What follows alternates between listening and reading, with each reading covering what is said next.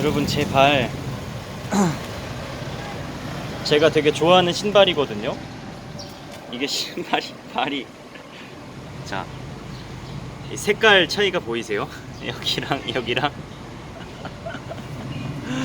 와, 저 원래 이 색깔이었는데 제 피부는 이 색깔인데 이제 여기가 네.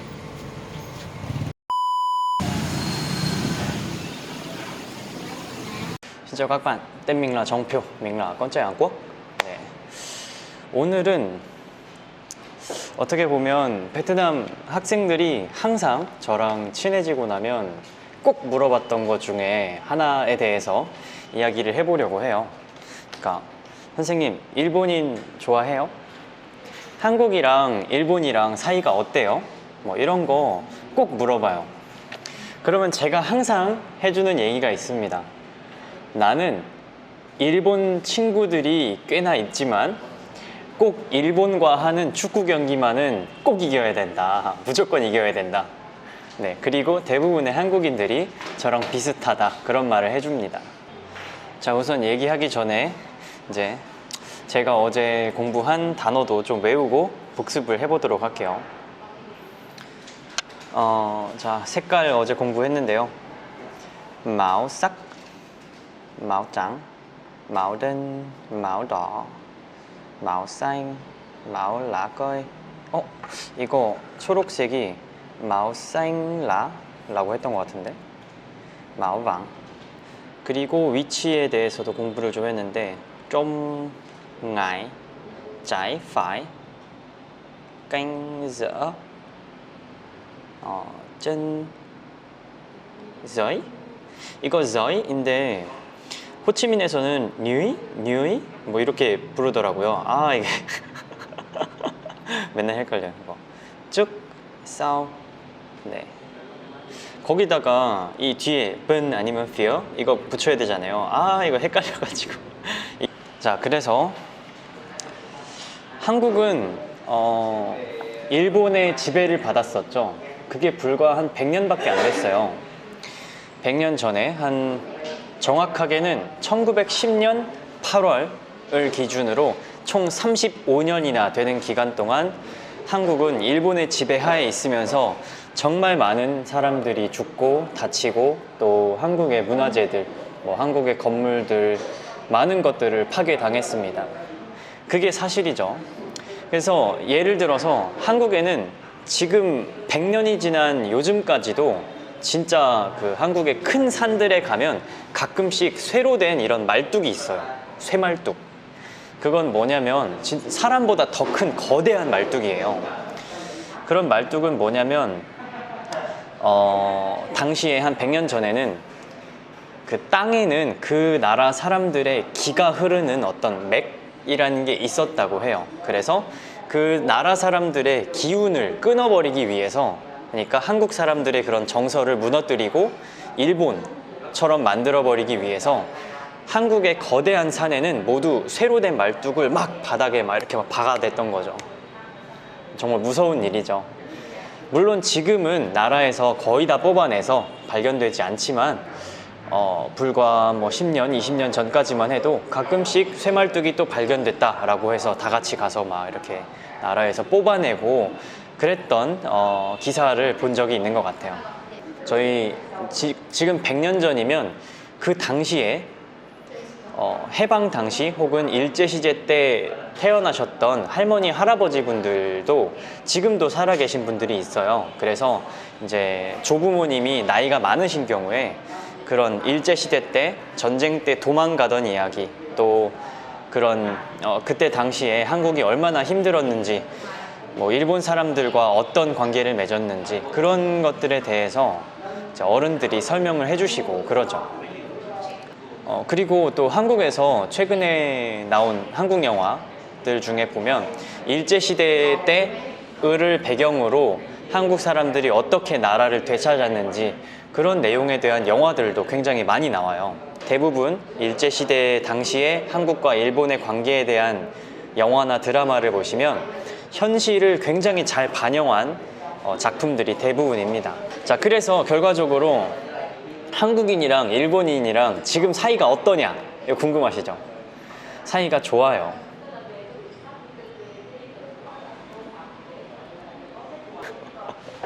네. 우선 기본적으로 시간이 많이 지났죠. 시간이 많이 지났고 당시에 전쟁 때문에 거대한 죄를 저질렀던 사람들은 대부분 법의 심판을 받았습니다. 물론 한국은 역사를 절대로 잊지 않고 기억하고 있지만 그렇다고 지금 이제 일본에서 태어나서 활동하고 있는 일본인들과 옛날에 있었던 일들 때문에 야, 나는 일본인 싫어해, 넌 나쁜 사람이야, 이렇게 얘기하지 않아요. 젊은 일본 사람 지나다니면 그냥 똑같이 뭐 나라랑 상관없이 이 사람이 중요한 거지 그 사람의 나라가 그렇게 중요하다고 생각하진 않아요. 물론 사람마다 정말 다양한 견해가 있겠지만 저 같은 경우에는 주변에 일본어를 공부하는 친구들도 꽤 있고요. 또 일본에 유학 가는 친구들도 있고 또 제 주변에 일본인 친구들도 있습니다. 그렇게 일본이란 나라와 한국의 관계, 그 역사에 대해서는 반드시 공부하고 기억을 하고 있으나 내 옆에 일본인이 있다고 해서 뭐 그 사람이 싫다거나 뭐 그런 얘기를 꼭 한다거나 이런 얘기는 절대 없어요. 네. 하지만 일본이 최근에 주장하기 시작한 아주 이상한 얘기가 하나 있습니다. 네, 그걸 또 한번 얘기해 드릴게요. 저는 이 얘기에 대해서는 진짜 일본인과 직접 대화해 본 적이 아직은 없지만 이 소재의 이야기가 나오면 물러서고 싶은 마음이 없어요. 네, 제가 한국 지도를 지금 그려드릴게요. 자, 한국은 이렇게 생겼습니다. 네, 이런 식으로 생겼죠. 물론 지도가 제가 대충 그려서 그래서 이렇게 중간 정도 잘라서 여기를 북한, 이 아래를 남한, 즉 여러분이 알고 있는 한국은 이 바로 아래에 있는 남한입니다. 한국에는 총 3개의 중요한 섬이 있어요. 바로 여기 있는 제주도, 그리고 오른쪽에 있는 울릉도와 독도입니다. 자, 여기서 우리가 중요하게 봐야 되는 건 바로 이 제일 오른쪽에 있는 이 독도예요. 자, 일본은 이 아래쪽에 있는 거대한 섬나라죠.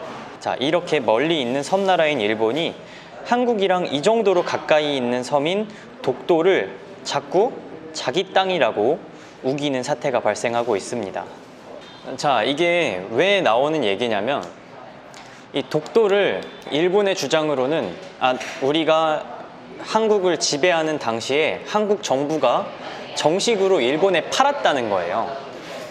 여러 가지 물론 일본에서도 자기 나름대로의 어떤 역사적인 자료를 가지고 이런 주장을 해 나가고 있습니다.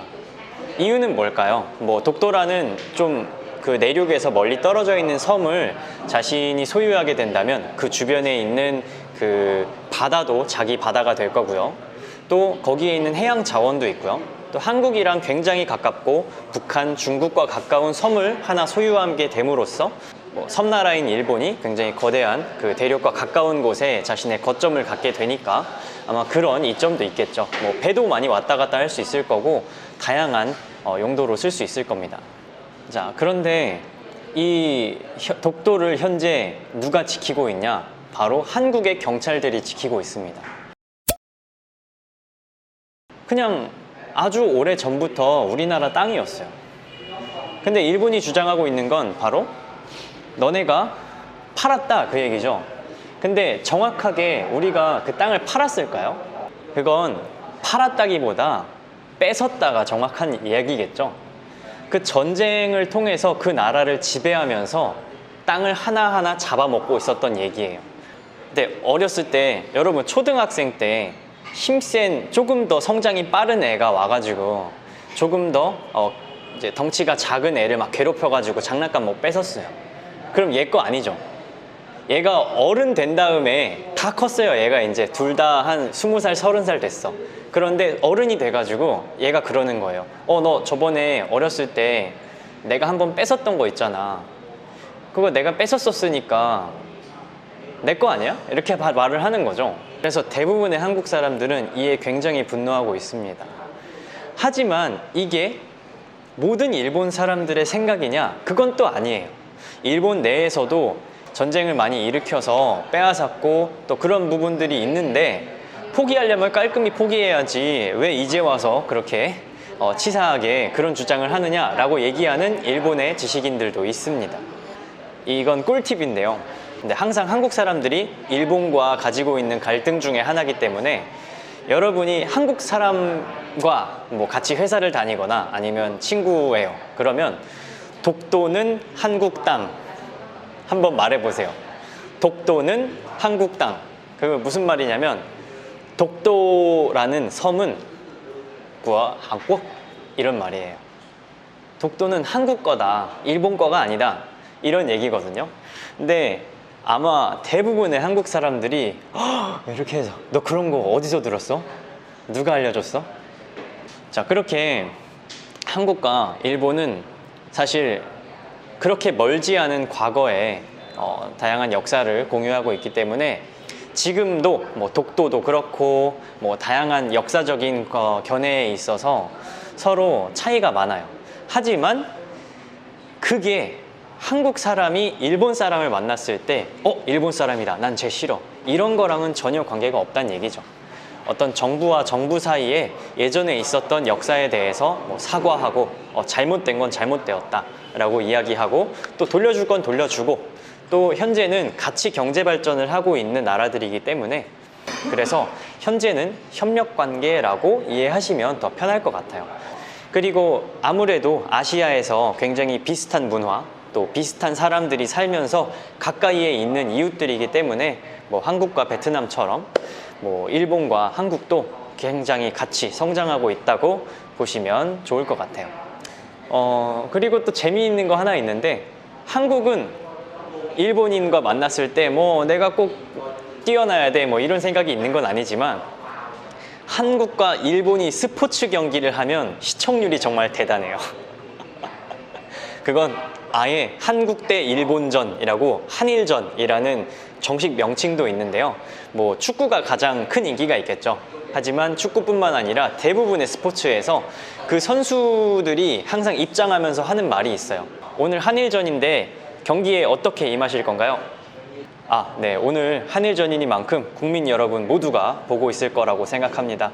제가 정말 죽을 힘을 다해서 일본인들에게 패배를 안겨주겠습니다. 이렇게 약간 뭐 재미도 있고 패기도 있고 또 멋지게 또 한국 사람들이 꼭 일본과의 경기에서 이기길 바라니까 뭐 그런 식으로 인터뷰하는 모습을 많이 볼 수 있습니다. 자, 이제 어느 정도 한국과 일본의 관계에 대해서 아시겠죠? 절대로 일본 사람과 한국 사람의 사이가 나쁜 건 아니고요. 다만 한국과 일본 사이에는 아직 독도라는 작은 섬의 소유권에 대해서 문제가 나오고 있고 그 관계에 있어서 독도는 한국 땅이야 라고 말한다면 그 어떤 한국인도 내 친구로 만들 수 있을 거다라는 팁을 드리겠습니다. 또 마지막으로 한국은 일본과의 스포츠에서 꼭 이기고 싶어 합니다. 자, 오늘은 여기까지였고요. 제 채널은 베트남과 한국의 모든 것에 대해서 다루는 채널이기 때문에 꼭 구독과 좋아요 누르고 다음 영상에서 또 만나요. 자, 딴베각반 행값라이 안녕.